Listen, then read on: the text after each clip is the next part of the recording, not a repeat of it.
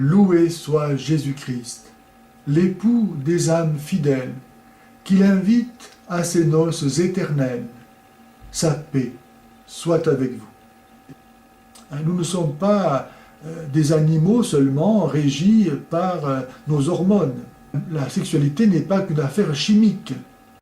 Les animaux dans la nature s'unissent uniquement au moment où les rapports sont féconds, pendant la période du rut.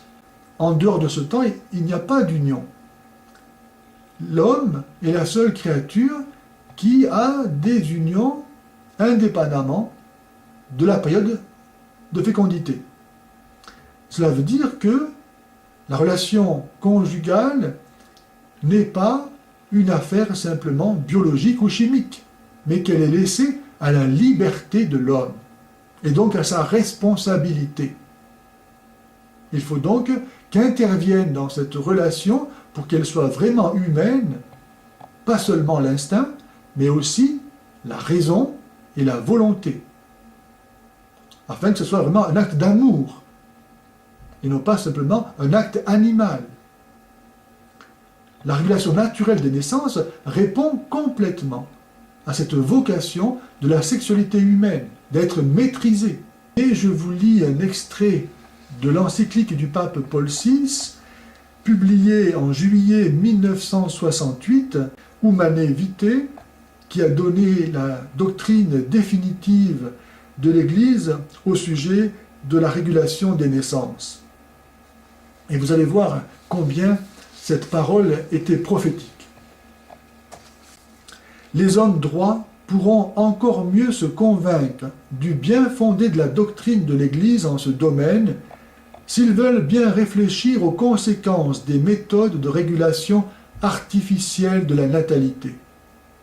Qu'ils considèrent d'abord quelle voie large et facile ils ouvriraient ainsi à l'infidélité conjugale et à l'abaissement général de la moralité.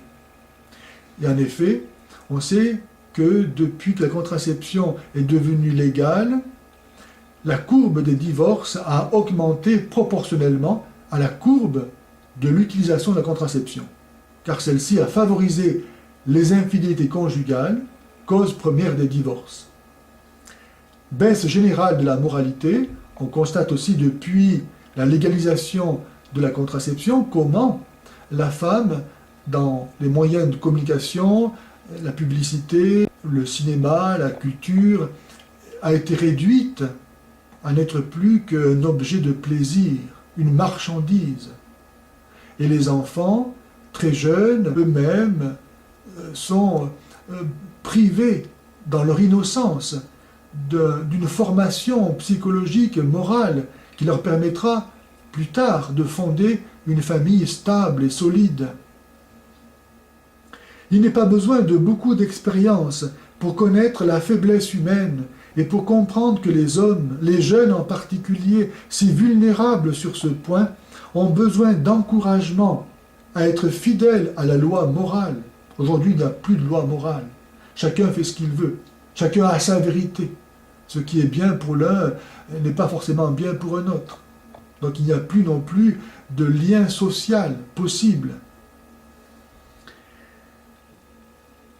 On peut craindre que l'homme, en s'habituant à l'usage des pratiques anticonceptionnelles, ne finisse par perdre le respect de la femme et sans plus se soucier de l'équilibre physique et psychologique de celle-ci, n'en vienne à la considérer comme un simple objet de jouissance égoïste, et non plus comme sa compagne respectée et aimée. Qu'on réfléchisse aussi à l'arme dangereuse que l'on viendrait à mettre dans les mains d'autorités publiques, peu soucieuses des exigences morales. Qui pourra reprocher à un gouvernement d'appliquer à la solution des problèmes de la collectivité ce qui serait reconnu permis au conjoint pour la solution d'un problème familial?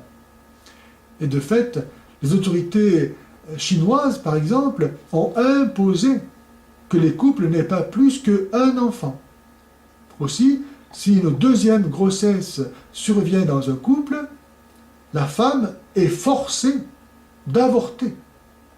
de gré ou de force. Et si un deuxième enfant naît, les parents ont le devoir de le tuer. Voilà ce que peut produire un État lorsque les couples eux-mêmes ont commencé par se donner à eux-mêmes ce droit. L'État ne fait que appliquer à son niveau, celui de la société, ce que chaque couple a le droit de faire pour lui-même. Qui empêchera les gouvernants de favoriser et même d'imposer à leur peuple, s'ils le jugeaient nécessaire, la méthode de contraception estimée par eux la plus efficace? En effet, à quand Roselyne Bachelot va-t-elle demander au 6e de porter un implant anticonceptionnel? Pourquoi pas? Au nom de la santé publique.